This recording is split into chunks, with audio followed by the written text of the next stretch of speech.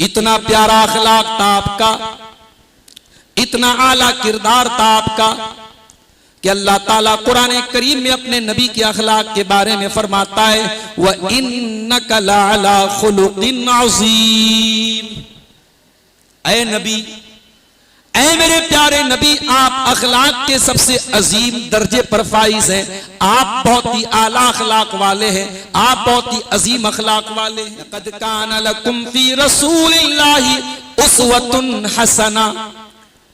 ऐ मुसलमानों, तुम्हारे लिए अल्लाह के प्यारे रसूल की जिंदगी में बेहतरीन नमूना है। ऐ मुसलमानों, तुम्हें जिंदगी में अगर किसी को आइडियल बनाना है, किसी को आदर्श बनाना है, किसी को नमूना बनाना है, तो तुम जनाबे मोहम्मद रसूलुल्लाह सल्लल्लाहु अलैहि वसल्लम की सीरत को पढ़ लो। आपकी जिंदगी में तुम्हारे लिए उसवे हसना है, बेहतरीन नमूना है। अल्लाह के प्यारे नबी के अखलाक में हमें एक और चीज मिलती है। आप बहुत बड़े साबिर भी थे। अल्लाह ताला ने आपके अंदर सब्र का मादा भी कूट कूट के भरा था। आपने जिंदगी में बहुत सारे हादसे देखे, ट्रेजेडी देखी। आपने जंगे ओहद में वो मंजर भी देखा जब आपके चचा हज़रत हमजा को बेदर्दी से शहीद कर दिया गया। आपको बहुत दुख हुआ, मगर आपने अपनी जबान से कोई ऐसा जुमला ना निकाला जिससे अल्लाह नाराज हो। आपने अपनी जिंदगी में 3-3 बेटियों का जनाजा भी उठाया। आपको अल्लाह ताला ने जितनी औलादे नरीना अता फरमाई, जितने बेटे अल्लाह ताला ने आपको दिए, सारे बेटे आपके बचपन में ही इंतकाल कर गए। कासिम बचपन में इंतकाल कर गए, अब्दुल्ला बचपन में इंतकाल कर गए, इब्राहिम बचपन में इंतकाल कर गए। आपने वो दौर भी देखा, 3 साल तक आपके पूरे खानदान का बाइकॉट कर दिया गया, शेब अबी तालिब में महसूर कर दिया गया। आपके खानदान के बच्चों को दूध के लिए बिलखने पर मजबूर किया गया। पेड़ के पत्ते चबा चबा करके अल्लाह के नबी के खानदान ने 3 साल का टाइम गुजारा था। ये सारी परेशानियां आपने उठाई थी। आप ताइफ में गए, मक्का से 100 किलोमीटर दूर आप ताइफ में गए, वहां अल्लाह के दीन को पहुंचाने के लिए गए और ताइफ में भी आप पर पत्थर बरसाए गए। आपको बुरा भला कहा गया, आप पर पत्थर बरसाए गए, इतने पत्थर बरसाए गए कि आपके बदन से खून रिस रिस करके आपके जूते में जम गया। मेरे प्यारे भाइयों, इतना सब कुछ हुआ मगर मेरे नबी ने सब्र का दामन कभी ना। अल्लाह के नबी के अखलाक में एक और चीज हमें मिलती है कि अल्लाह के नबी बहुत रहमत वाले थे। इतने रहमत वाले थे कि कुरान कहता है, वमा अरसलनाका इल्ला रहमतल लिल आलमीन। ऐ नबी, हमने आपको सारी कायनात के लिए रहमत बना करके भेजा। मेरे प्यारे भाइयों, कुरान में अल्लाह ने आपको सिर्फ मुसलमानों के लिए रहमत न बताया, सिर्फ इंसानों के लिए रहमत न बताया, वमा अरसलनाका इल्ला रहमतल लिल आलमीन। ऐ नबी, हमने आपको सारी कायनात के लिए रहमत बना करके भेजा। अस्सलामु अलैकुम व रहमतुल्लाहि व बरकातुहू।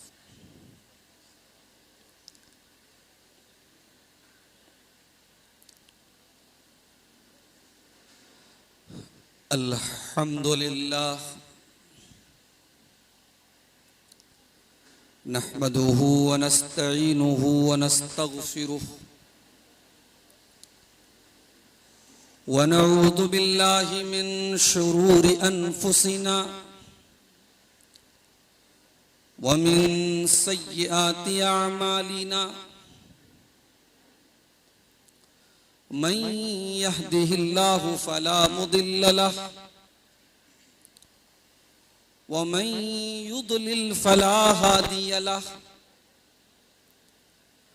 व अशहदु अन ला इलाहा इल्लल्लाहु वहदहु ला शरीक लहु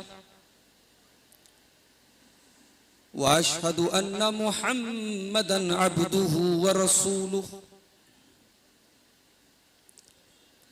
या अय्युहल्लज़ीना आमनुत्तक़ुल्लाहा हक़्क़ तुक़ातिह वला तमूतुन्न इल्ला व अंतुम मुस्लिमून। या अय्युहन्नासुत्तक़ू रब्बकुमुल्लज़ी ख़लक़कुम मिन नफ़्सिन वाहिदह वखलक़ मिन्हा ज़ौजहा वबत्त मिन्हुमा रिजालन कसीरन वनिसाअ वत्तक़ुल्लाहल्लज़ी तसाअलून बिही वल अरहाम इन्नल्लाह काना अलैकुम रक़ीबा। या अय्युहल्लज़ीना आमनुत्तक़ुल्लाह वक़ूलू क़ौलन सदीदा युस्लिह लकुम अअमालकुम वयग़फिर लकुम ज़ुनूबकुम वमन युतिइल्लाह व रसूलहु फ़क़द फ़ाज़ फ़ौज़न अज़ीमा। अम्मा बअद फ़इन्न ख़ैरल हदीस किताबुल्लाह व ख़ैरल हदी हदी मुहम्मदिन सल्लल्लाहु अलैहि वसल्लम व शर्रल उमूरि मुहदसातुहा व कुल्ल मुहदसतिन बिदअह व कुल्ल बिदअतिन दलालह व कुल्ल दलालतिन फिन्नार। अऊज़ु बिल्लाहि मिनश शैतानिर रजीम। बिस्मिल्लाहिर रहमानिर रहीम। लक़द कान लकुम फ़ी रसूलिल्लाहि उस्वतुन हसनह लिमन कान यरजुल्लाह वल यौमल आखिर व ज़करल्लाह कसीरा। व क़ाल तआला फ़ी मक़ामिन आख़र व इन्नका लअला ख़ुलुक़िन अज़ीम। मेरे भाइयों, जिम्मेदारों ने मुझे जो मौजू दिया है बहुत ही अहम मौजू है और मौजू इतना वसी मौजू है कि इस पर जितना भी बोला जाए हमारी जबानें थक सकती हैं, इस पर लिखते लिखते हमारे कलम की स्याही सूख सकती है, मगर यह मौजू पूरा होने वाला नहीं है। और वो मौजू है अल्लाह के प्यारे नबी जनाब मुहम्मद रसूलुल्लाह सल्लल्लाहु अलैहि वसल्लम के अखलाक और आपकी के किरदार और आपकी सीरत और आपके कैरेक्टर का मौजू। इस मौजू पर जितना भी बोला जाए, जितना भी लिखा जाए, ये दुनिया का बड़ा ही खूबसूरत मौजू है। इस मौजू का हक अदा नहीं किया जा सकता। अगर आप ये पूछें कि अल्लाह के रसूल का अखलाक कैसा था,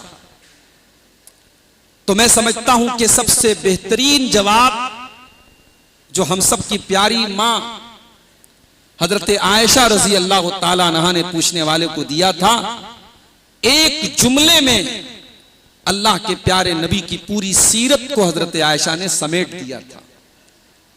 पूछने वाले ने पूछा था, अम्मा आयशा, अल्लाह के रसूल का अखलाक कैसा था, आपका कैरेक्टर कैसा था, आप की सीरत कैसी थी? अम्मा आयशा ने एक ही जुमला इस्तेमाल किया, काना खुलुकुहु अल कुरान। अल्लाह के प्यारे नबी सल्लल्लाहु अलैहि वसल्लम का अखलाक कुरान करीम था। कुरान पढ़ते चले जाओ, कुरान करीम का मुताला करते चले जाओ, कुरान की तिलावत करते चले जाओ और अल्लाह के नबी के अखलाक और किरदार को देखते चले जाओ। इतना प्यारा अखलाक था आपका, इतना आला किरदार था आपका कि अल्लाह ताला कुरान करीम में अपने नबी के अखलाक के बारे में फरमाता है, व इन्नका लअला खुलुक़िन अज़ीम। ऐ नबी, ऐ मेरे प्यारे नबी, आप अखलाक के सबसे अजीम दर्जे पर फाइज हैं। आप बहुत ही आला अखलाक वाले हैं, आप बहुत ही अजीम अखलाक वाले हैं। ये कोई मामूली बात नहीं। अल्लाह ताला अपने नबी के अखलाक की तारीफ कर रहा है, अपने नबी के अखलाक की अजमत की गवाही अल्लाह तबारक व तआला खुद अपने कुरान में दे रहा है कि ऐ मेरे नबी, आप बहुत ही आला अखलाक के मालिक हैं। इतना ही नहीं, कुरान करीम का 21वां पारा उठाइए, सूरह अहज़ाब की आयत नंबर 21 जरा आप उठा के देखिए। लक़द कान लकुम फ़ी रसूलिल्लाहि उस्वतुन हसना। ऐ मुसलमानों, तुम्हारे लिए अल्लाह के प्यारे रसूल की जिंदगी में बेहतरीन नमूना है। ऐ मुसलमानों, तुम्हें जिंदगी में अगर किसी को आइडियल बनाना है, किसी को आदर्श बनाना है, किसी को नमूना बनाना है, तो तुम जनाबे मोहम्मद रसूलुल्लाह सल्लल्लाहु अलैहि वसल्लम की सीरत को पढ़ लो। आपकी जिंदगी में तुम्हारे लिए उसवे हसना है, बेहतरीन नमूना है। लेकिन आगे अल्लाह ताला ने एक कंडीशन लगा दी। नबी तो अल्लाह के नबी तो बेहतरीन नमूना है, मगर अल्लाह के नबी की सीरत पर अमल करना और आपके अखलाक को अपनाना ये कोई आसान काम नहीं है। इसके लिए दो कंडीशन अल्लाह ताला ने लगाई। फरमाया लिमन काना यरजुल्लाह वल यौमल आखिरा व ज़करल्लाह कसीरा। अल्लाह के प्यारे नबी की जिंदगी तुम्हारे लिए नमूना तो है, मगर आपको नमूना बनाना हर किसी के बस की बात नहीं है।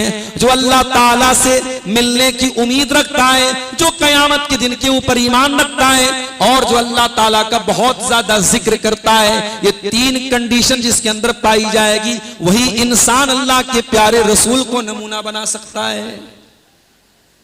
तो नबी का अखलाक दुनिया का सबसे आला अखलाक। और कभी आप अल्लाह के प्यारे नबी की सीरत को उठा के पढ़िए मेरे प्यारे साथी।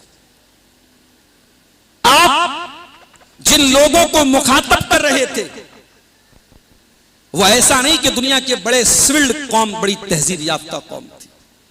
वह अरब के बद्दू थे, वह सहराओं में रहने वाले थे। तहजीब क्या होती है, कल्चर क्या होता है, इससे वो वाकिफ नहीं थे। लेकिन अल्लाह के नबी ने अपने अखलाक से किस तरीके से लोगों का दिल जीता है, अल्लाह खुद कुरान करीम में इस बात को बयान करता है। फरमाया फबिमा रहमतिन मिनल्लाहि लिंत लहुम वलौ कुंत फज़्ज़न गलीज़ल क़ल्बि लनफ़द्दू मिन हौली। ऐ मेरे हबीब, अल्लाह ताला ने आपको नर्म दिल बनाया, आप लोगों के लिए नर्म बन गए। अगर आप सख्त जुबान होते, अगर आप सख्त दिल होते, अगर आप बदमिजाज होते, लनफ़द्दू मिन हौलिक, तो ऐ मेरे नबी ये लोग आपका साथ छोड़ के चले गए होते। मेरे नबी का अखलाक था जिसने लोगों का दिल जीता था। दुनिया की अखलाक की किताबों में जो अखलाक की आला क्वालिटीज हैं, बहादुरी, सखावत, सदाकत, अदलो इंसाफ, तवाज़ो, ये तमाम की तमाम सिफात और क्वालिटीज अल्लाह के प्यारे नबी के अंदर कूट कूट करके भरी हुई थी। एक देहाती अल्लाह के नबी के पास आता है, आकर के वो अल्लाह के नबी से सवाल करता है कि मेरी कुछ मदद कर दो। उसने सुना था कि अल्लाह के प्यारे नबी बड़े सखी हैं, आप किसी को ना नहीं करते हैं। कोई साइल आ जाए, कोई मांगने वाला आ जाए, आपकी जबान पे कभी ना नहीं आता है। उसने अल्लाह के प्यारे नबी की सखावत का इम्तिहान लेने के लिए आकर के अल्लाह के प्यारे नबी से कहा कि अल्लाह के नबी, मैं आपके पास मदद मांगने के लिए आया हूं, मुझे कुछ अता कर दीजिए, दे दीजिए। सही मुस्लिम की रिवायत है, अल्लाह के प्यारे नबी ने इशारा करके फरमाया, इस वादी में जितनी बकरियां हैं, तुम जितनी बकरियों को चाहे ले सकते हो। वो देहाती आदमी था, वो आराबी था, वो बड़ा हैरान हो गया कि ये कौन सी शख्सियत है जो मेरे एक सवाल पर पूरी वादी की बकरियों की तरफ इशारा करके फरमा रहे हैं कि तुम्हें जितनी बकरियां लेना है तुम ले जाओ। उसने जाकर के अपनी कौम के लोगों से कहा कि ऐ मेरी कौम के लोगों, मोहम्मद रसूलुल्लाह का कलमा पढ़ लो, मोहम्मद रसूलुल्लाह पर ईमान ले आओ, क्योंकि वो इतने सखी हैं कि वो इस बात से भी नहीं डरते कि वो फाका कशी कर लेंगे, वो गरीब हो जाएंगे, वो मोहताज हो जाएंगे। वो जब अता करने पर आते हैं, जब देने पर आते हैं तो सब कुछ दे देते हैं। उन्हें इस बात का डर नहीं कि मैं दे दूंगा तो मेरे पास क्या रहेगा। कभी आप गौर कीजिए, अगर मेरे नबी नऊजुबिल्लाह सुम्मा नऊजुबिल्लाह, अगर आप अल्लाह के सच्चे रसूल ना होते तो आपने दुनिया में अपनी प्रॉपर्टी बनाई होती, आपने दुनिया में अपनी जमीनें जायदादें बनाई होती, अपने बाल बच्चों के लिए आपने महल खड़े किए होते, मगर आपने ऐसा कुछ नहीं किया। 12 रबीउल अव्वल की तारीख सोमवार का दिन है और जनाब मोहम्मद रसूलुल्लाह सल्लल्लाहु अलैहि वसल्लम दुनिया से तशरीफ लेके जा रहे हैं। उसके एक दिन पहले रात में आपके घर में चिराग जलाने के लिए जो तेल इस्तेमाल होता है, वो तेल भी पड़ोसी के यहां से आरियत के तौर पे, उधार के तौर पे लिया जाता है। आपका इंतकाल होता है, आपकी ज़रा एक यहूदी के घर गिरवी रखी जाती है और उस ज़रा के बदले आपके घर में अनाज लाया जाता है। आपने कोई महल न बनाया, आपने कोई प्रॉपर्टी न बनाई, आपने अपने बच्चों के बेहतरीन मुस्तकबिल के लिए दुनिया की इमारतें खड़ी नहीं की। उस नबी की सदाकत की दलील यह है, उस नबी के सच्चे रसूल होने की दलील यह है कि उस नबी ने दुनिया नहीं बनाई है। मेरे प्यारे साथी, उस नबी की सदाकत देखो। दुनिया में अखलाक की जब बात आती है तो यह पूछा जाता है कि इंसान सच्चा कितना है। फिर ऐसा भी होता है इंसान घर के बाहर तो सच्चा है, अपने परिवार के लिए वो सच्चा नहीं है, अपनी बीवी के लिए वो सच्चा नहीं, अपने बच्चों के लिए वो सच्चा नहीं है। अल्लाह के प्यारे रसूल सल्लल्लाहु अलैहि वसल्लम अल्लाह के साथ जो ताल्लुक था उस ताल्लुक में भी सच्चे थे, बंदों के साथ जो ताल्लुक था उस ताल्लुक में भी सच्चे थे, परिवार के साथ, फैमिली के साथ जो ताल्लुक था उस ताल्लुक में भी सच्चे थे। कभी आपकी सच्चाई पर किसी ने उंगली नहीं उठाई। वो दौर भी आया, लोग आपके जान के दुश्मन बन गए, आपके को कत्ल तक करने की प्लानिंग की गई, मगर किसी की ये मजाल नहीं थी कि वो अल्लाह के नबी सल्लल्लाहु अलैहि वसल्लम पर ये ब्लेम कर सके कि आप झूठ बोलते। हत्ता कि जब आपने नबूवत का ऐलान फरमाया और आपने अपनी कौम के लोगों को सफा पहाड़ी के नीचे बुलाया और आपने उनके सामने अपनी रिसालत का ऐलान किया और आपने फरमाया कि ऐ लोगों, अगर मैं तुमको ये खबर दूं कि इस पहाड़ के पीछे से कोई लश्कर तुम्हारे ऊपर हमला करने वाला है, ऐ मेरी कौम के लोगों, ऐ मेरी खानदान के लोगों, क्या तुम मेरी बात की तस्दीक करोगे? सारी कौम ने बैक जुबान कहा कि हाँ ऐ मोहम्मद सल्लल्लाहु अलैहि वसल्लम, हम आपकी बात को सच्चा मानेंगे। क्यों? मा जर्रबना का इल्ला सिद्का, हमने जब भी आपको आजमाया है, आपको सच्चा पाया है, आपकी कोई बात हमने झूठ नहीं पाई है। लेकिन जब आपने रिसालत का ऐलान किया तो चूंकि जो तासुब हावी था दिमागों पर, जब दिमाग पर तासुब हावी हो जाए, जब ये हावी हो जाए कि मैं ही सही हूं और सामने वाले की सच्ची दलीलों को भी ठुकराने का इंसान के अंदर जज्बा पैदा हो जाए, तो सामने वाला जितना भी सच्चा हो, इंसान सच्चाई को कबूल नहीं करता है। ये तासुब था जिसने उनको हक की राह में रुकावट बन गया और हक को कबूल नहीं करने दिया। अल्लाह के नबी की सदाकत की गवाही आपके दुश्मनों ने दी। और आगे बढ़िए, अल्लाह के प्यारे नबी के अखलाक में एक बहुत बड़ी चीज हमको यह मिलती है कि आप अदलो इंसाफ के पैकर थे। आपने जो इस्लाम की शक्ल में जो दीन हमको दिया है, वो दीन भी हमें कभी ना इंसाफी नहीं सिखाता। दुनिया वालों ने एक उसूल बनाया, everything is fair in love and वार, प्यार और जंग में सब जायज है। अल्लाह के प्यारे नबी ने जो शरीयत हमको अता फरमाई है, उस शरीयत में न प्यार में सब जायज है, न जंग में सब जायज है। अल्लाह के नबी ने हमको ये तालीम दी है कि अपने दुश्मन के साथ भी हमें ना इंसाफी नहीं करना है। कुरान कहता है, वला यजरिमन्नकुम शनआन कौमिन अला अल्ला तादिलू इअदिलू हुवा अक़रबु लित्तक़वा। ऐ ईमान वालो, अगर किसी कौम के साथ तुम्हारी दुश्मनी है तो ये दुश्मनी तुमको इस बात पर आमादा न करे कि तुम उसके साथ ना इंसाफी करो।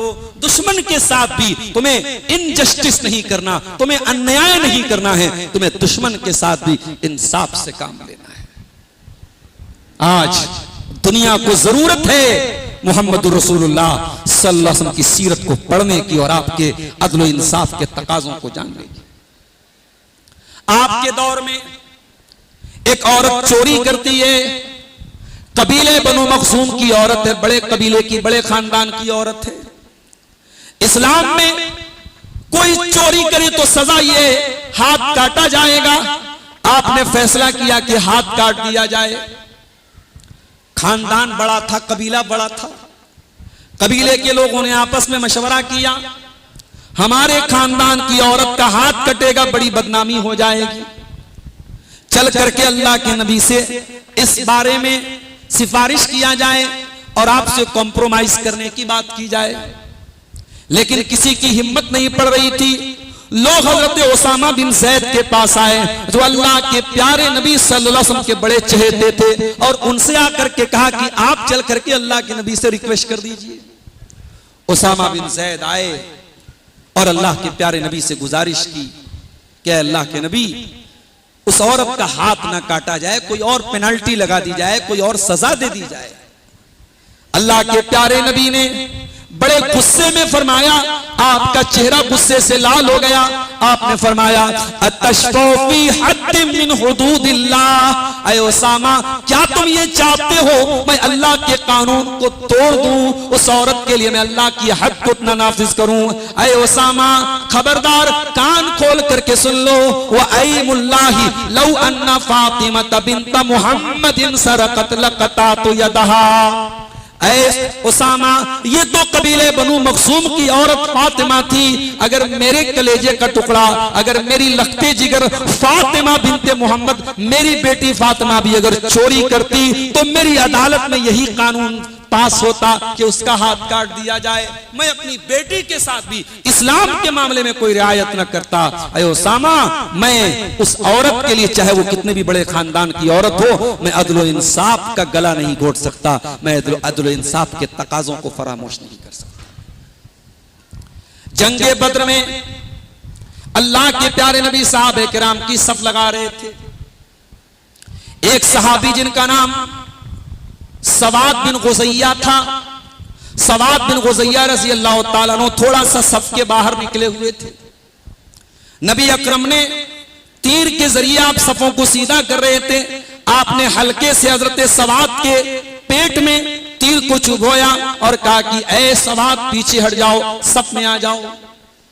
हजरत सवाद इब्न गुज़ैया ने कहा, अल्लाह के नबी, औ जातनी फ़अक़िदनी, अल्लाह के नबी, आपने मुझको तकलीफ पहुंचाई है, आपने तीर को मेरे पेट में चुभोया है, मुझे तकलीफ पहुंची है। अल्लाह के नबी, मैं आपसे क़िसास लूंगा, मैं आपसे बदला लूंगा। अल्लाह अकबर। हजरत सवाद इब्न गुज़ैया यानी कोई ऐसे सहाबी नहीं थे जिनको सारे लोग जानते हो, गैर मारूफ सहाबी थे। एक आम सहाबी, अल्लाह के नबी के साथियों में एक आम साथी, नबी के तीर से जरा सा पेट में टच हो गया, कह रहा है अल्लाह के नबी, मैं आपसे क़िसास लूंगा, आपने मुझे तकलीफ पहुंचाई। नबी अकरम एक पल के लिए भी नहीं सोचते, आप अपना कुर्ता उठाते हैं, अपना पेट खोल लेते हैं, ऐ सवाद, तुम्हें बदला लेना है, तुम ले लो। सवाद इब्न गुज़ैया आगे बढ़ते हैं, अल्लाह के नबी के पेट पर बोसा ले लेते हैं, फिर आपको गले लगा लेते हैं। अय अल्लाह के नबी, मेरा आपसे बदला लेने का कोई इरादा न था, मुझे आपसे क़िसास लेने का कोई इरादा न था। अय अल्लाह के नबी, थोड़ी देर में जंग होने वाली है, हो सकता है मैं अल्लाह की राह में शहीद हो जाऊं, हो सकता है ये जिंदगी के मेरे आखिरी लम्हात हों। मैं चाहता हूं जब इस दुनिया से जाऊं और अल्लाह पूछे आखिरी लम्हात तूने कैसे गुजारे, मैं जवाब दे दूं आखिरी लम्हे इस हाल में गुजरे कि मेरा बदन जनाब मोहम्मद रसूलुल्लाह के बदन से टच कर रहा था, मेरी चमड़ी अल्लाह के प्यारे नबी की चमड़ी से टच कर रही थी। अल्लाह अकबर। मोहब्बत, अकीदत खत्म है सहाबे किराम। और याद रखो, सहाबे किराम को जो मोहब्बत और अकीदत थी अल्लाह के प्यारे नबी से, रहती दुनिया तक, कयामत तक उस मोहब्बत का कोई अल्टरनेट पैदा नहीं हो सकता, कोई बदल नहीं पैदा हो सकता।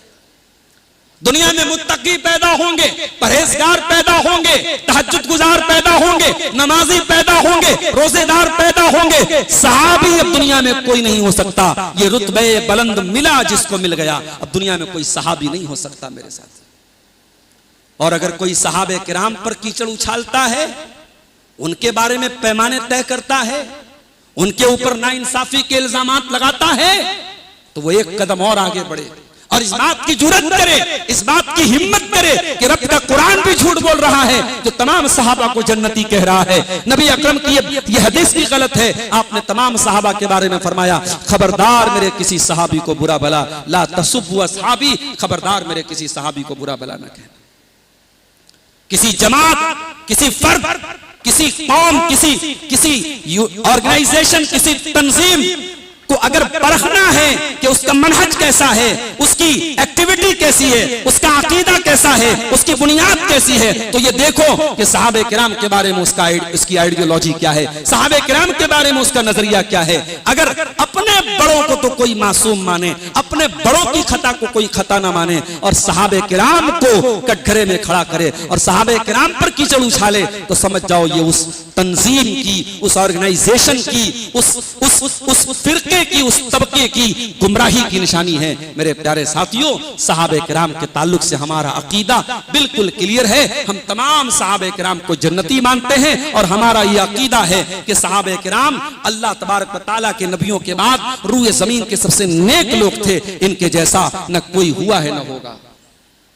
तो हजरत सवाद इब्न गुज़ैया ने अल्लाह के नबी को गले लगाया और चूम लिया और कहा कि अल्लाह के नबी, बदला लेने का कोई इरादा नहीं था, बताना ये चाहता हूं कि अल्लाह के नबी का अदल इंसाफ देखो।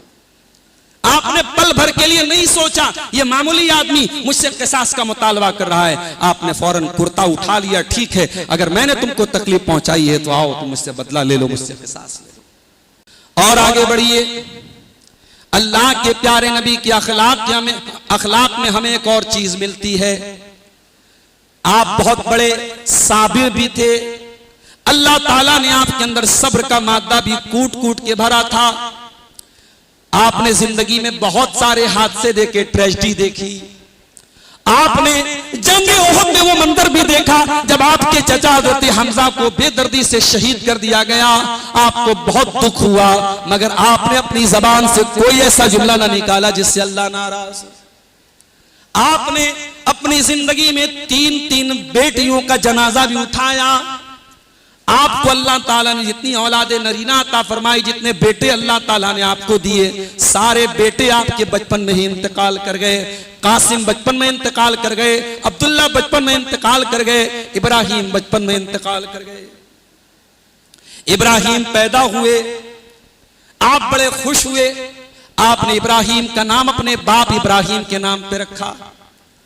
आपने अरब के दस्तूर के मुताबिक इब्राहिम को देहात में दूध पीने के लिए भेजा ताकि देहात के माहौल में इब्राहिम की परवरिश अच्छे तरीके से हो। जब इब्राहिम 1.5 साल के हो गए, आप सल्लल्लाहु अलैहि वसल्लम के पास खबर आई कि आपका बेटा बहुत बीमार है। आप अपने कुछ सहाबा को लेकर के पहुंचे और बेटा आपकी गोद में लाया गया। बुखारी के अल्फाज हैं, वह इब्राहिम यजूदु बिनफ्सिही, इब्राहिम की सांसें उखड़ रही थी, इब्राहिम का दम निकल रहा था, इब्राहिम आखिरी सांसें ले रहे थे। अल्लाह के प्यारे नबी ने अपने बेटे को ही इस हालत में देखा, आपकी आंखों से आंसू बहने लगे। बाद सहाबे किराम ने कहा, अय अल्लाह के नबी, हम क्या देख रहे हैं, आप रो रहे हैं, आपकी आंखों से आंसू बह रहे हैं। आपने फरमाया, इन्नहा रहमतुन जअलहा अल्लाहु फी कुलूबि इबादिही। ऐ मेरे सहाबा, मैं अल्लाह का रसूल हूं और मैं एक बाप भी हूं, और ये बाप की रहमत के आंसू हैं जो बाप की आंखों से बेटे के लिए निकल रहे हैं। आपकी गोद में, आपके हाथ में आपके बेटे ने दम तोड़ दिया और आप रोते रोते कहते हैं, इन्नल आइना तदमा वल कल्ब यहज़ुन वला नक़ूलु इल्ला मा यरज़ा रब्बुना व इन्ना बिफ़िराक़िका या इब्राहीम लमहज़ूनून। ऐ मेरे बच्चे इब्राहिम, तेरे बाप की आंखों से आंसू बह रहे हैं, तेरे बाप का दिल गमगीन है, मगर तेरा बाप अपनी जबान से कोई ऐसी बात नहीं निकालेगा जिससे अल्लाह नाराज हो जाए। आज ये जो नबी के नवासे की शहादत के नाम पे जो हरकतें हो रही हैं, मैं बड़े प्यार से अपने उन भाइयों से कहना चाहता हूं, तुमने न हुसैन की सीरत को पढ़ा है, न हुसैन के नाना की सीरत को पढ़ा है। मेरे प्यारे भाइयों, हुसैन के नाना से सीखो सब्र किस चीज का नाम है। अल्लाह के प्यारे नबी ने अपने बेटे के इंतकाल पर भी न कोई मातम किया, न कोई काला कपड़ा पहना, न कोई झंडा लगाया, न कोई नौहा किया, न कोई मरसिया पढ़ा, बल्कि जो अल्फाज भी इस्तेमाल किए तो कितने सब्र और रजा के अल्फाज हैं। आपने कहा मेरी आंखों से आंसू तो बह रहे हैं, मगर मैं अपनी जबान से कोई ऐसी बात नहीं निकालूंगा जिससे अल्लाह नाराज हो जाए। आपको अल्लाह के दीन की दावत की राह में बहुत सताया गया। आपने वो दौर भी देखा, 3 साल तक आपके पूरे खानदान का बाइकॉट कर दिया गया, शेब अबी तालिब में महसूर कर दिया गया, आपके खानदान के बच्चों को दूध के लिए बिलखने पर मजबूर किया गया, पेड़ के पत्ते चबा चबा करके अल्लाह के नबी के खानदान ने 3 साल का टाइम गुजारा था। ये सारी परेशानियां आपने उठाई थी। आप ताइफ में गए, मक्का से 100 किलोमीटर दूर आप ताइफ में गए, वहां अल्लाह के दीन को पहुंचाने के लिए गए और ताइफ में भी आप पर पत्थर बरसाए गए, आपको बुरा भला कहा गया, आप पर पत्थर बरसाए गए, इतने पत्थर बरसाए गए कि आपके बदन से खून रिस रिस करके आपके जूते में जम गया। मेरे प्यारे भाइयों, इतना सब कुछ हुआ मगर मेरे नबी ने सब्र का दामन कभी ना छोड़ा।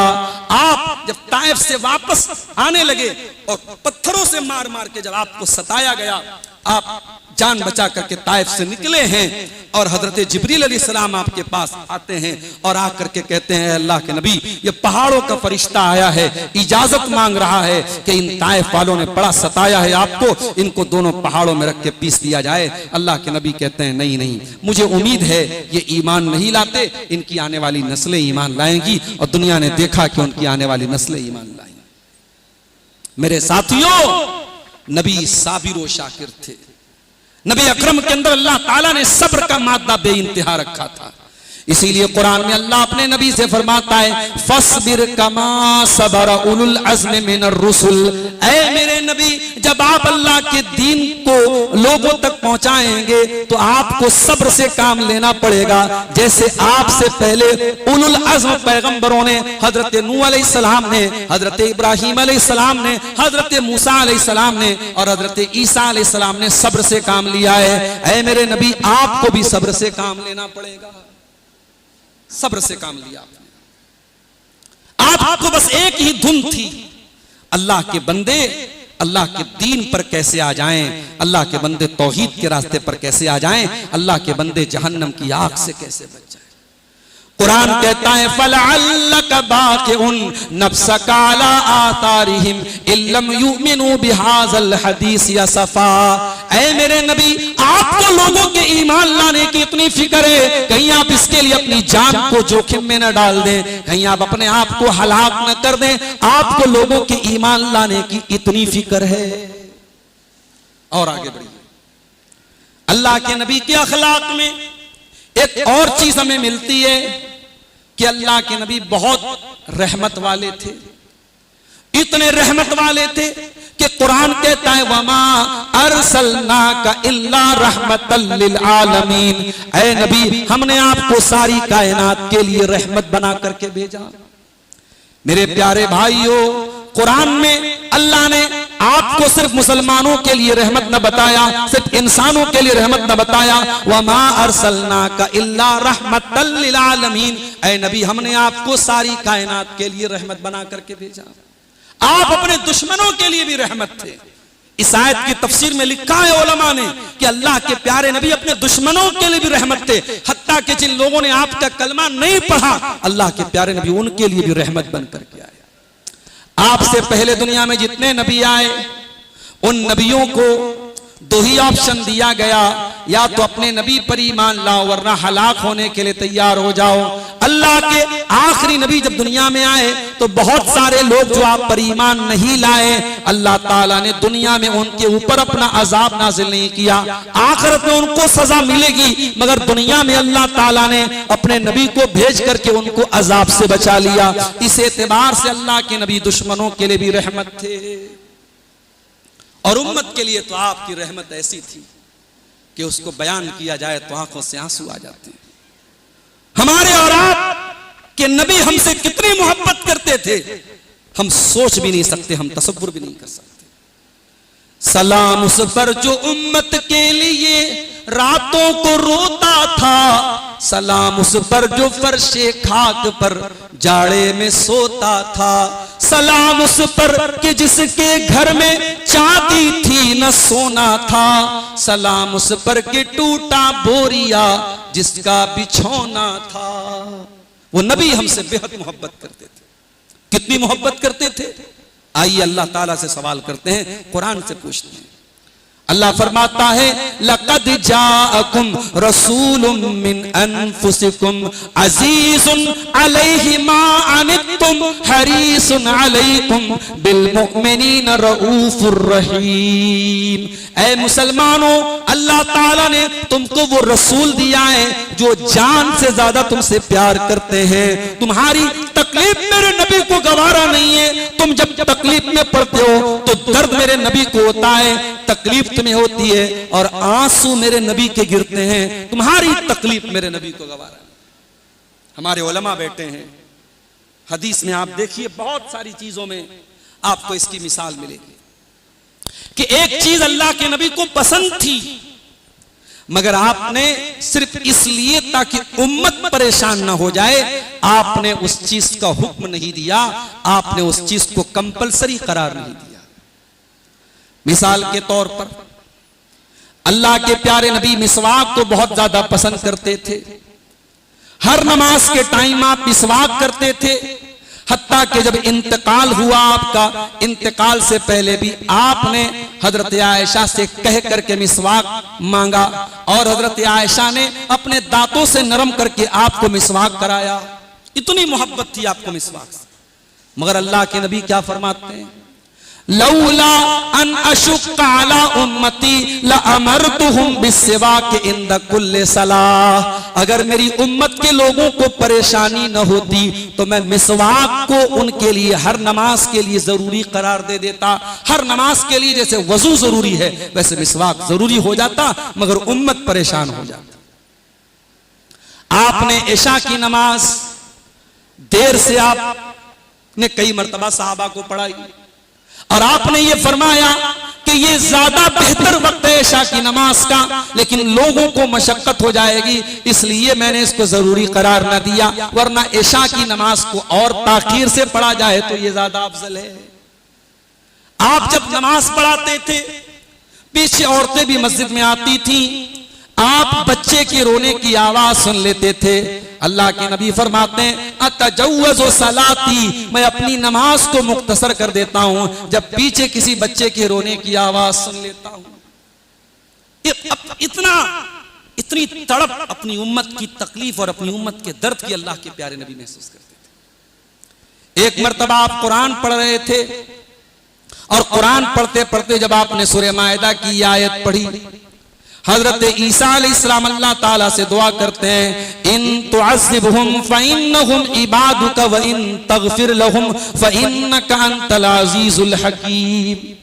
ऐ अल्लाह, ये तेरे बंदे हैं, अगर तू अजाब दे तो ये तेरे बंदे हैं और अगर तू माफ कर दे तो तू ताकत वाला है, तू हिकमत वाला है, कौन तुझसे पूछने वाला है।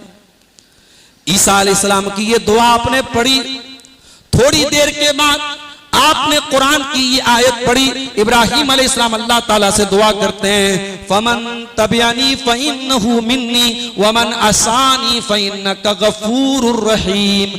आय अल्लाह, जो मेरी पैरवी करेगा वो तो मेरा उम्मती है और जो मेरी नाफरमानी करेगा आय अल्लाह तू गफूरुर रहीम है, तू माफ कर देना, तू रहम फरमा देना। अल्लाह के प्यारे नबी ने दोनों नबियों की दुआओं को पढ़ा, आपका दिल बेचैन हो गया। इब्राहिम को अपनी उम्मत की फिक्र है, ईसा को अपनी उम्मत की फिक्र है, मेरी उम्मत का क्या बनेगा।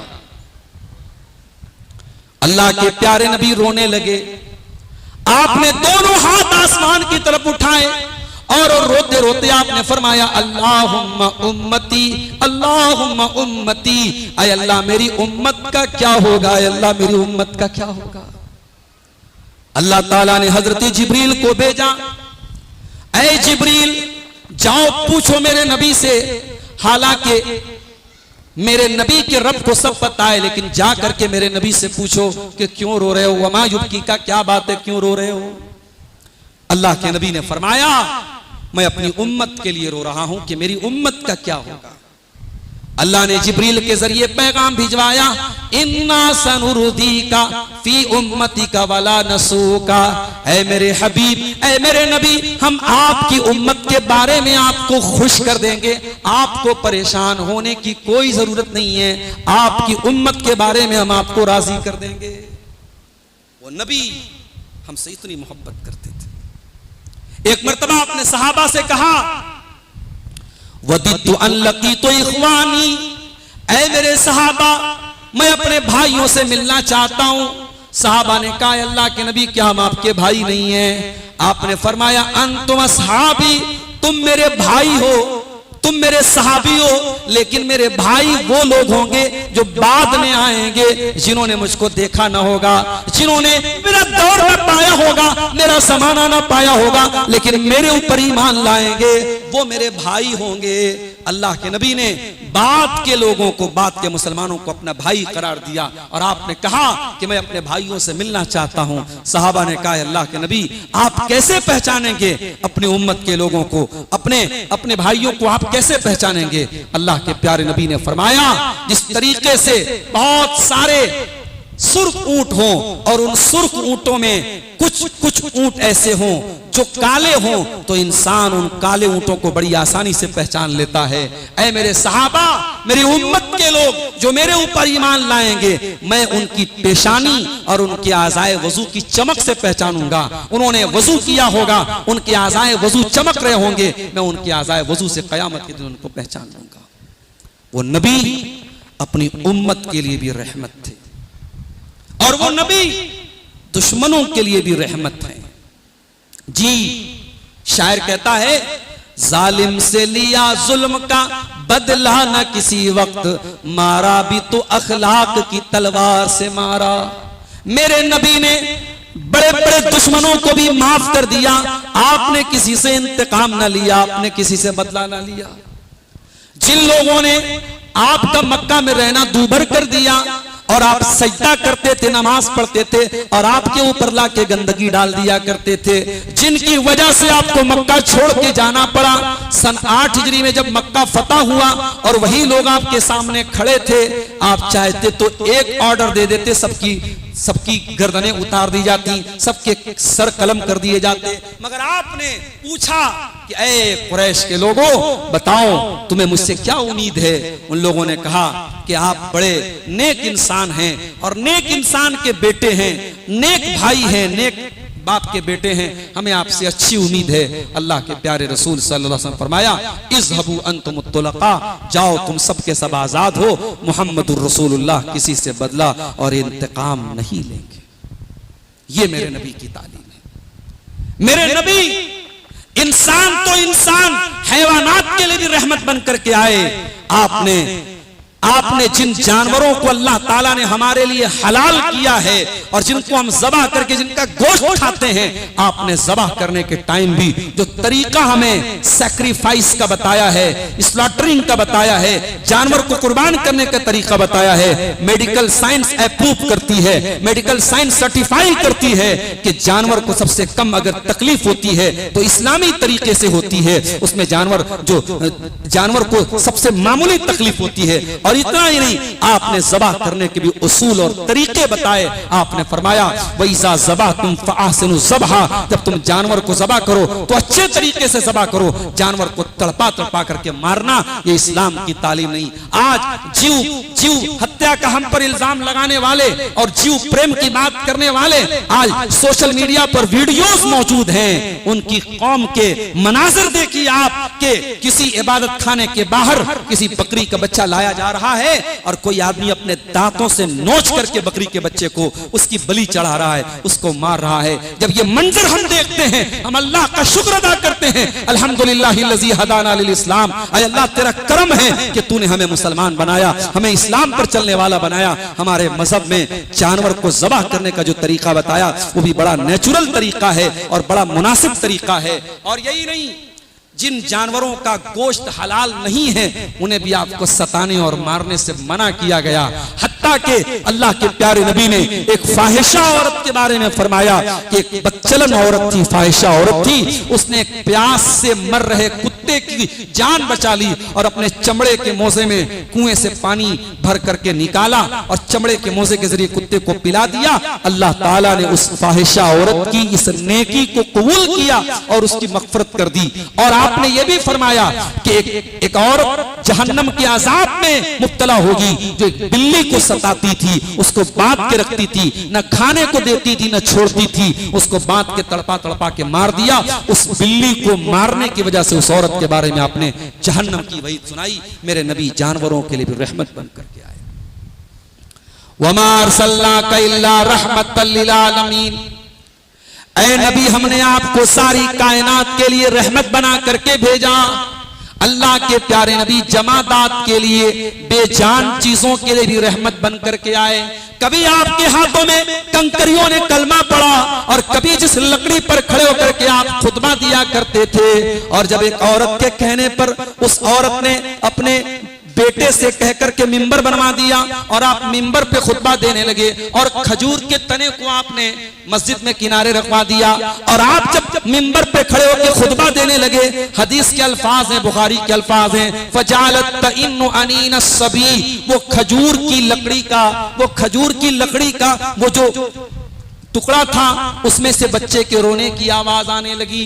जिस लकड़ी के तने पर अल्लाह के प्यारे नबी खड़े होकर खुतबा देते थे उससे रोने की आवाज आने लगी। अल्लाह के प्यारे नबी उस लकड़ी के तने को अपने सीने से लगाते हैं, तब उसके रोने की आवाज बंद हो जाती है। और फिर जैसे छोटा बच्चा, उसको जब माँ सीने से लगाती है, बाप सीने से लगाता है, तो बच्चा रोना बंद कर देता है मगर सिसकना बंद नहीं करता है। सिसकने की आवाज आती है, उस लकड़ी के तने से सिसकने की आवाज आने लगी। हजरते इमाम सुफियान सौरी रहमतुल्लाह अलैह जब इस हदीस को पढ़ते थे ज़ारो कतार रोने लगते थे और कहते थे कि ऐ लोगों, अगर एक लकड़ी का तना अपने नबी से मोहब्बत करता था और उनसे मिलने का शौक था तो हमारे और आपके दिलों में भी अपने नबी से मिलने का शौक होना चाहिए।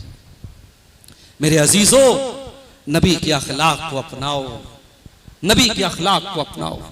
नबी का अखलाक घर के बाहर भी बहुत बेहतरीन था और घर के अंदर भी बहुत बेहतरीन था।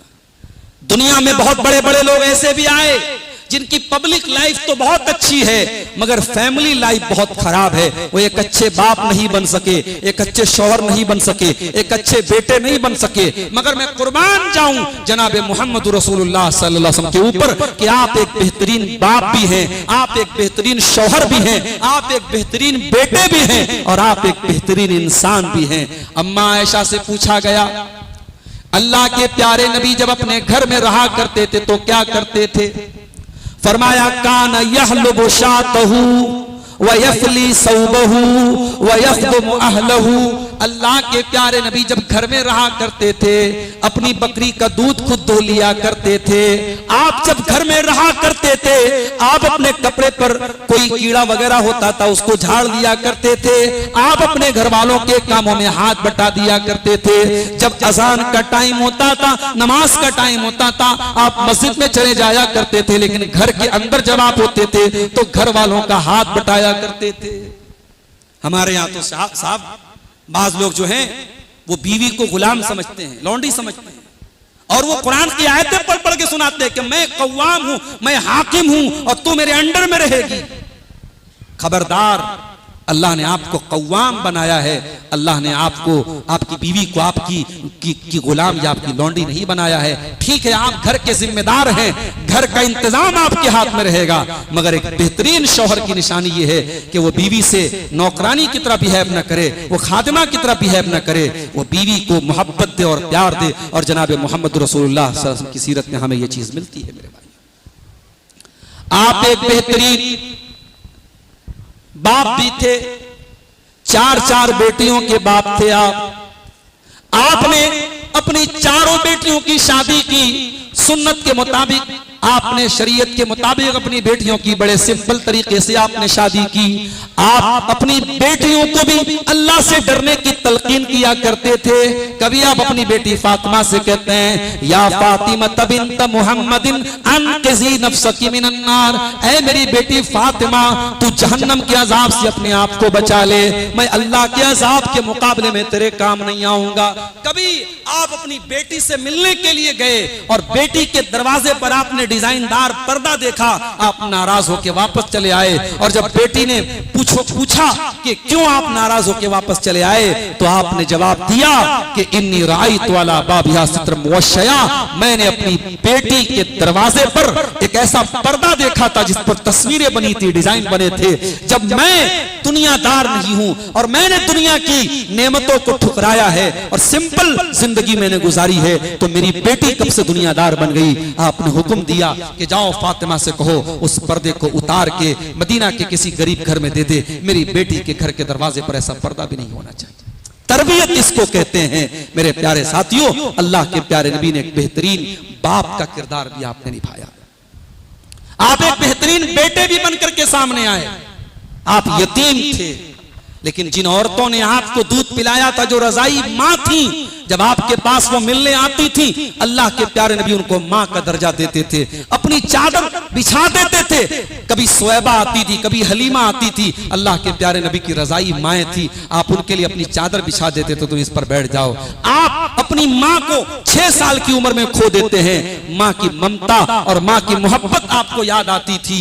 आपने अल्लाह से इजाजत मांगी, अय अल्लाह मैं अपनी माँ के लिए मग़फ़िरत की दुआ करना चाहता हूँ। अल्लाह ने इजाजत नहीं दी, अल्लाह ने इजाजत नहीं दी। फिर आपने अल्लाह से इजाजत मांगी कि मैं अपनी माँ की कब्र पे जाना चाहता हूँ। आप सहाबा को लेकर अपनी माँ की कब्र पे पहुंचे और वहां माँ की ममता को याद करके आप रोने लगे और आपको देख करके सहाबे किराम भी रोने लगे। मेरे प्यारे साथियों, तुम्हारी माएँ जिंदा होंगी, तुम्हारे बाप जिंदा होंगे।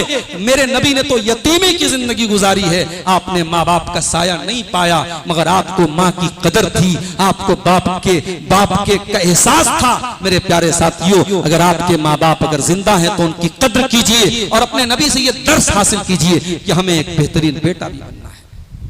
अब आखिर में एक बात और कहना चाहता हूं आपसे। नबी के अखलाक में हमें एक चीज और मिलती है। अल्लाह के नबी बहुत बहादुर थे, इतने बहादुर थे, हजरत अब्बास कहते हैं कि जंग के मैदान में जब जंग अपने शबाब पर होती थी और हमें खौफ महसूस होता था, तो हम अल्लाह के नबी की ओट में अपने आप को बचाते थे।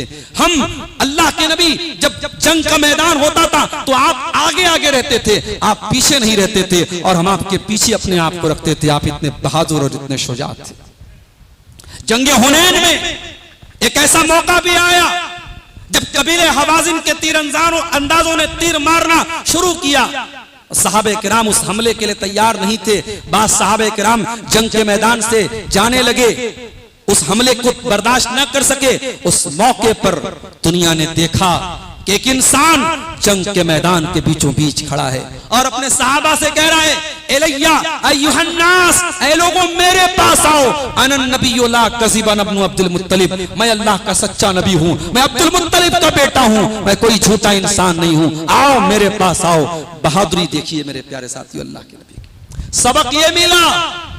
सबक ये मिला कि नरमी अपनी जगह होनी चाहिए और सख्ती अपनी जगह होनी चाहिए। इतने नर्म न बनो कि अकीदे से कॉम्प्रोमाइज कर लो, इतने मीठे न बनो कि शिर्क को भी गवारा कर लो और शिर्क करने वालों से भी तुम बगलगीर हो जाओ और उनसे भी समझौते कर लो। नहीं, अल्लाह के नबी ने कभी अकीदे की बेसिस पर कभी कोई समझौता नहीं किया है।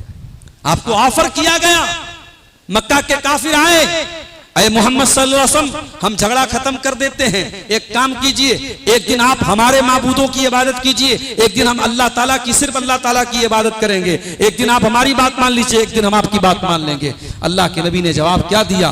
कुल या अय्युहल काफिरून ला अअबुदु मा तअबुदून वला अंतुम आबिदूना मा अअबुद वला अना आबिदुम मा अबदतुम वला अंतुम आबिदूना मा अअबुद लकुम दीनुकुम वलिय दीन। ऐ काफिरों, तुमसे तुम जब तक शिर्क कर रहे हो, तुम लाख ला इलाहा इल्लल्लाह पढ़ते रहो, तुम इय्याका नअबुदु व इय्याका नस्तईन पढ़ते रहो, जब तक तुम शिर्क कर रहे हो तुम तौहीद के मानने वाले नहीं हो सकते। और जब तक मैं तौहीद का मानने वाला हूं तुम्हारे माबूदों की इबादत मैं कर नहीं सकता हूं। लिहाजा तुम अपने दीन पर अमल करो, मैं अपने दीन पर अमल करता हूं। तो कभी आपने अकीदे की बेसिस पर समझौता नहीं किया है। मेरे भाइयों, नबी अकरम के पास एक ऐसा वक्त भी आया जब आपके चचा अबू तालिब के पास मक्का के काफिर पहुंचे और उनको धमकी दी, आप बीच में से हट जाइए वरना हम आपके भतीजे को खत्म कर डालेंगे, हमारे माबूदों को बुरा भला कहता है, हमारे बच्चों को बिगाड़ रहा है और आप उसका सपोर्ट करें, उसका डिफेंस कर रहे हैं, आप बीच में से हट जाइए। अबू तालिब अल्लाह के नबी के पास आते हैं, मेरे भतीजे मेरे ऊपर उतना बोझ मत डाल जितना बोझ उठाने की मेरे अंदर ताकत नहीं है। मेरे भतीजे, आज लोगों ने आकर के मुझको ऐसी ऐसी धमकी दी है, बता मैं क्या करूं। अल्लाह के प्यारे नबी ने क्या जवाब दिया था? कहा कि चचा जान, अगर वो मेरे दाहिने हाथ पर सूरज रख दें और बाएं हाथ पे चांद रख दें और उसके बाद मुझसे कहें कि मैं अपने दावत दीन की राह से हट जाऊं, अपने मिशन से हट जाऊं, ऐ मेरे चचा जान, ये मुझसे नहीं हो सकता। अल्लाह ताला ने जिस काम का मुझे हुक्म दे करके भेजा है वो काम मैं नहीं छोड़ सकता। मैं अपने अहले हदीस नौजवानों को एक पैगाम देना चाहता हूं। जमाना प्यासा है तौहीद का, जमाना प्यासा है सुन्नत की रोशनी हासिल करने के लिए। मेरे भाइयों, दुनिया तक हमें तौहीद और सुन्नत की रोशनी को पहुंचाना है, हमें दुनिया को तौहीद और सुन्नत का दर्स देना है और हमें आपस को इख्तिलाफ से भी बचाना है। ठीक है, दुनिया में चार लोग अगर बैठे हैं कहीं तो चारों के माइंडसेट एक दूसरे से मैच करें, जरूरी नहीं इख्तिलाफ हो सकता है, मगर इख्तिलाफ का मतलब इंतशार नहीं है। इख्तिलाफ का मतलब ये नहीं कि हर आदमी दाएं बाएं हो जाए और जमात में इंतशार पैदा करे, नहीं। अगर कोई बात अगर आपके समझ से अलग है, आप बैठ करके हल कीजिए। अल्लाह के प्यारे नबी ने कदम कदम पे हमें इज्तिमाइयत की अहमियत बताई है, जमात की अहमियत बताई है, इंतशार से रोका है। आपने अपनी उम्मत को सबक दिया कि जब मेरे बात में बहुत इख्तिलाफ नजर आए, फ़अलैकुम बिसुन्नती व सुन्नतिल खुलफाए राशिदीन, तो तुम मेरी सुन्नत को थाम लेना और मेरे खुलफाए राशिदीन की सुन्नत को थाम लेना। आज हमारे बीच में कुछ लोग ऐसे भी मिल जाएंगे आपको जो बाज ऐसे लोगों की तकारीर को सुन रहे हैं जिनका मनहज सहाबे किराम को गाली देना है। खबरदार, जो सहाबे किराम को गाली दे वो अहले हदीस तो बड़ी दूर की बात है। अगर सहाबे किराम को कोई गाली दे, हम उसके ईमान को सही नहीं समझते, उसकी इस्लाम को सही नहीं समझते। हमारा अकीदा यह है कि सहाबे किराम की मोहब्बत दीन और ईमान का हिस्सा है। जो इंसान किसी भी सहाबी पर कीचड़ उछाले, तुम उसको आलिम मानते रहो, तुम उसको स्कॉलर मानते रहो, तुम उसको मुसन्निफ मानते रहो, तुम उसको मुकर्रिर मानते रहो, हम उसको अपने जूते की ठोकर अपने पांव की नोक पर रखते हैं, अपने जूते की नोक पर रखते हैं जो सहाबे किराम को बुरा भला कहता है। अल्लाह से हम दुआ करते हैं, रब्बुल आलमीन हमें अखलाक रसूल को अपनाने की तौफीक अता फरमा। ऐ अल्लाह, तू हमारे नौजवानों को खास तौर से, ऐ अल्लाह तू अपने नबी के रास्ते पे चलने की तौफीक अता फरमा। ऐ अल्लाह, आज हमारा नौजवान नशे की लानत में गिरफ्तार है, हमारी बहनें बेहयाई के रास्ते पे जा रही हैं, हमारा नौजवान गलत रास्ते पे जा रहा है। ऐ अल्लाह, हमारे नौजवान भाइयों और बहनों को ऐ अल्लाह तू अपने नबी के रास्ते पे वापस आने की तौफीक अता फरमा। इलाल आलमीन इनको पाक दामन बना, इनको इस्लाम पर चलने वाला बना, इनकी जवानियों को बेदाग बना।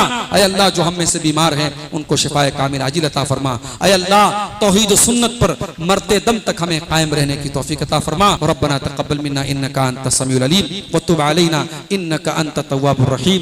व सल्लल्लाहु तआला अला नबीना मुहम्मद व अला आलिहि व सहबिहि अजमईन। वस्सलामु अलैकुम व रहमतुल्लाहि व बरकातुहू।